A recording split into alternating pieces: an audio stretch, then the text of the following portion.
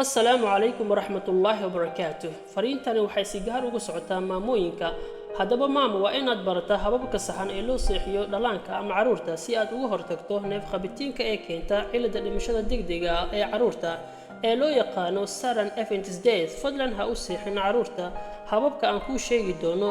Haddaba ha u seexin caruurta xabadka ama feerta. Sidoo kale waxaa qalad ah in caruurta loo seexiyo dhinac. caruurta caafimaadka qaba ama 9 bilood lagu dhalay in loo seexiyo dhabarka ayaa aad u wanaagsan. taasi waxay yareysaa khatarta neef qabitiinka ee keenta cilada dhimashada degdega ah ee caruurta taa oo loo yaqaano sudden infant death. sidoo kale caruurta waxaa wanaagsan in lagu seexiyo joodari xoogaa yar adag, hana ku seexin joodariga aad u jilicsan. sidoo kale waa inaad ka fogaataa inaad caruurta maro aad ku dabooshid sida wajiga iyo gacmaha. haddaba waxaa wanaagsan inaad ku daboosho ama inaad ka daboosho laabta oo kaliya. waxba ha ku dadin haddii kale iska daa.